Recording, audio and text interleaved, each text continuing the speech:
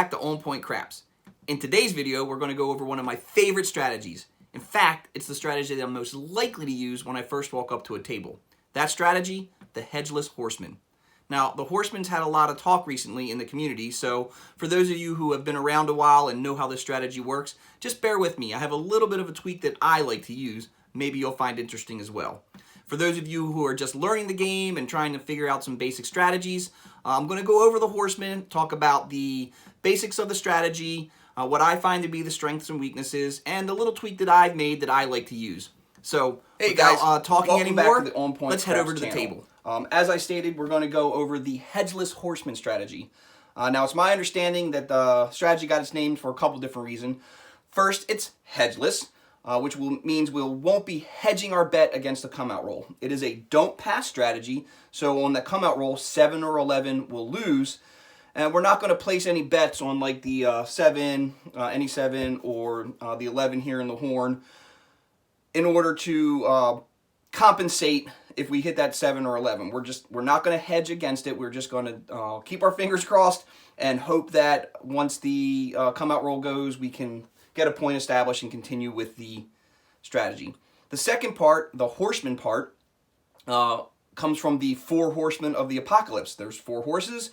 This is a 4-bet strategy. Whatever level that you're betting at, you're just going to use 4 times that unit, and no less, no more. So in this case, for example purposes, we'll say it's $25 betting unit.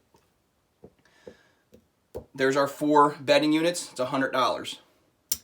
So quickly go over the strategy. As I said, it's a don't pass strategy. So our first bet is going to come out on the don't pass line. 7 or 11 lose, 2 or 3 will give us a little bit of extra money in our pocket, and the 12 will push. So this first bet, like I said, we're keeping our fingers crossed. We're hoping that 7 or 11 doesn't come and we get a point established. So let's just say we get established point of 6. So at this point, we do our second bet, and it's going to be a come bet. Now, we haven't talked about the come bets in this channel yet. It's more or less a game within a game, and it's the same thing as betting on the pass line on an initial come-out roll. Come-out roll, come, it's where it gets its name. So what happens here is, much like on the pass line on a initial come-out roll where the 7 or 11 wins and a craps number will lose, same thing happens on the come. If you roll 7 or 11, you win. If you roll craps number, you lose. The difference is, if a point is established, this bet will then move to whatever point that is, and that becomes a contract bet that stays on the table until you either hit big red or you hit that number and win. So the strength of this strategy comes from the fact a 0.7 out, PSO, is a high probability.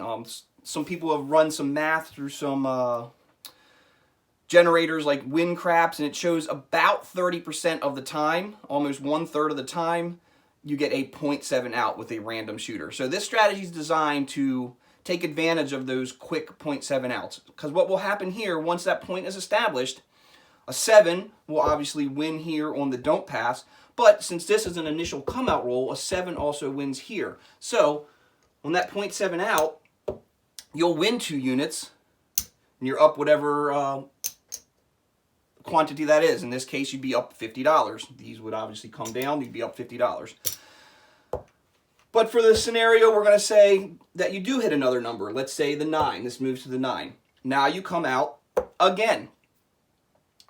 The same thing happens. Wins on a 7, wins on a 7, loses on a 7. So in this case, if you hit a 7 at this point, you'll lose this, but you'll also win here and here, so you're up 1 unit. Say this moves to a number, you come out one more time. At this point, 7 happens. Can you figure out what it is? Yeah, you break even. You'll lose here, you'll win in here and here. Now, the hope is maybe you'll hit some of those come bets, get some money before that 7. But like I said, this strategy is designed for the early 7 out and getting you some money. Now, say this does move to a number. This is where I find the weakness in the strategy, because if you hit a 7 now, you will lose those 3, only win 1, for a net gain of -2. I don't like that, as I'd like to try to keep an advantage if I can. What I've happened to find most frequently, and it's just anecdotal, I don't know the actual math behind that. Frequently when I get to this point, what will happen is I'm going to go ahead and hit the 7 out, so I will lose this. Sorry, take that back. What's going to happen is I'll hit the point, so this will go away. I will lose on the don't pass, and then on the next come out roll, it'll be a come out 7, and since these are contract bets waiting for either the 7 or the point, these all go away, and you come away with nothing. So that's where I've tweaked the strategy a little bit. Here's what I do to try to compensate for that weakness that I see in the strategy. The downside of my way of doing it is that your initial investment's a little bit more. So what I'm going to do is 3 times whatever my bets out there in the come are going to be. So this being the $15 table, we'd had $15 come bets. So I'm going to bet $45 on the don't pass. There's $45. So again, same scenario. You come out, you get a number, say it's a 10. Come. If you win here, you win the 45, you win the 15, that's a $60 win. If that moves to a number, again, you come out. That moves to a number, come out again. That moves to a number. Now at this point, where in the original scenario, if you 7'd out, you're at a loss. Here, if you 7 out, you will lose these 3 bets, but you're going to win 45 here. So it's a $45 loss, a $45 win. Once all your bets out there, you finally get your, you break even at that point. I like that much better than breaking even a little bit earlier and then potentially losing. So what we're going to do today is we're going to compare the 2 strategies, see if my tweak actually does work, and take it from there. So what I have is 2 $300 bankrolls. My way of the strategy, since you have that initial investment that's a little bit more, I only have enough for 3 shooters. So I can get whacked here. If I roll some 7 or 11s on those initial come out rolls, I only have 3 shots at it. Difference being, if I manage to win, I take more along the way. And here is the $300 bankroll just using 4 equivalent bets of $15. So let's pick some dice, lay our bets, and may the best strategy win. So like these dice here. So as I said, my bet, we'll put this here to the left.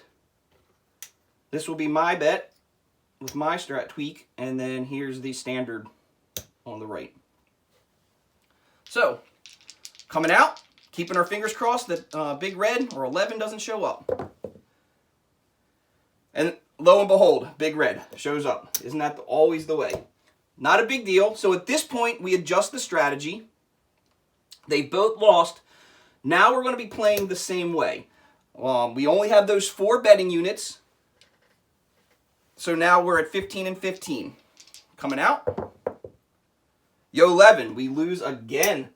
Wow. Well, don't know that I'm revealing the strength of this strategy at this point. We'll keep going. We're just going to play it out.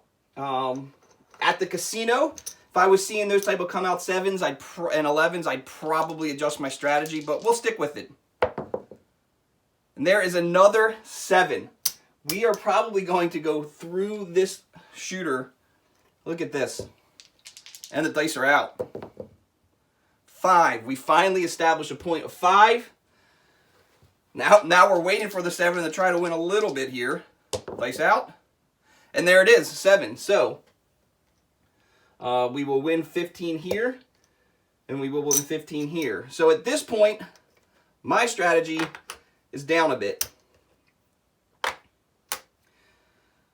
We'll go to the next shooter. Get some new dice. Maybe that was the issue. New shooter here. Hopefully we can compensate for our loss there. So again, my 45 on the don't pass. 15 for the regular person or the random shooter.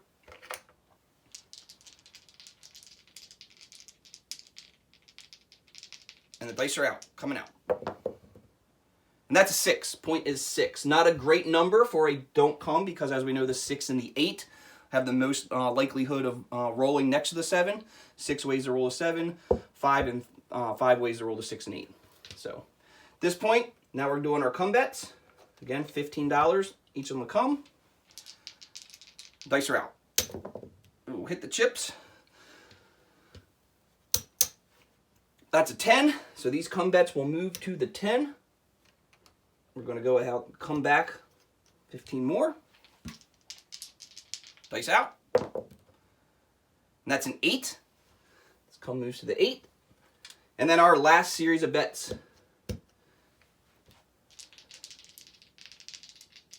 Dice are out. 9. So we got the whole right side of the box covered here. So at this point, now we wait. And we'll see what happens.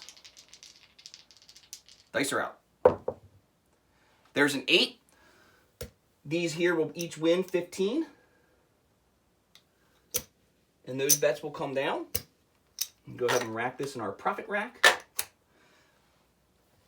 Now we can, since those bets have paid for themselves, we could use them as place bets and adjust into some other type of foundation. But we're just gonna run this through with just the basic Horseman to see how it goes. And the dice are out. And there it is. I don't know if you can see that, and that is a 617. So here, we lose 30. We win 15 here for a net loss of 15. Here, we lost 30, but we won 45 for a net win of 15. So, again, here's where the strategy may have some little more weight than this side. Got one more full shooter here, 2 more full shooters here. So we'll run through these next 2 shooters, and then we'll see where we stand. So, if we have enough, if we do have some profit that we can pull to do 2 more shooters. So we'll go ahead and do 45 here and 15 here. And we are coming out. Dice out. And that is a 4. Hard 4. 2, 2, 4. Again, 15 each. Dice out. And that's a 10. A 10 easy. These come bets will move to the 10. $15 more. Each better. And dice are out. And that is a 9. No field 9. Sorry, center field 9. And then our last come bet coming through. Dice out. And that is a 3. Craps 3. So in this case, both of these bets will lose. And that's it. We ride this out. We'll see what happens. Dice out. There's a 4. That is the point. That's going to hurt for this strategy, because we will lose the 45 here. We'll lose 15 here. And that's it. We're going to keep this shooter going, see what happens. Dice are out. And there's a 7. As I said, like I said, you hit that point, then you get that 7. You're going to lose all of this. So we have a little bit of money here from profits. We're going to go for one last shooter for each. So again, here's 45. This will be, as I said, the last shooter, and then we'll compare. Still the same shooter, but we're trusting him. We're coming out. Dice are out. And that's a 5. The point is 5. So 15 each. Dice are out. And there's a yo 11, which is good. They'll each win 15. I mess that up. 15 will go here. Profits. Those come bets stay there. That's a little just extra win. Dice are out. 9. Center field 9. That rolled. It was a 6. So these will move to the 9. Our next set of bets. Dice are out. And there is a snake eyes. Pair of aces. So that early 11 that we got just lost that one for us. And this is our last bet. Dice are out. Yo 11. So that's going to win 15 each. Again, we'll rack that up.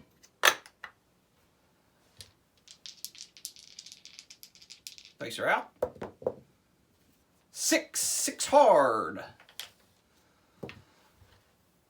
Now we sit and we wait. We'll see what happens. Dice are out. There's a 6. They'll each win 15. There and there. So I definitely think the original strategy might be up a little bit because we hit those other those 7 outs, or those come out 7s early. But we'll see. Dice are out. And there's a 7. So we lose again 15 here. We win 15 here, so that's a break even. We lose 15 here, but we win 45.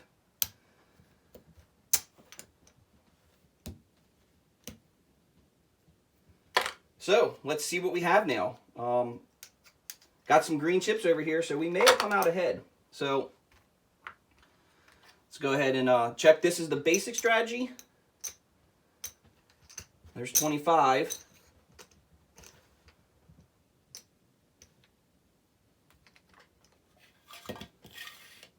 I can tell you already my strategy probably came out ahead because there's 100.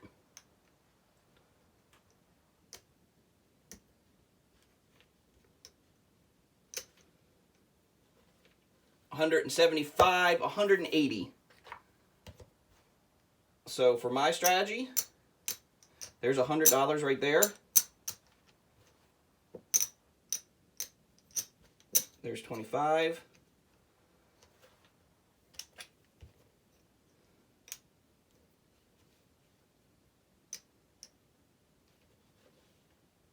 There's 200. 225.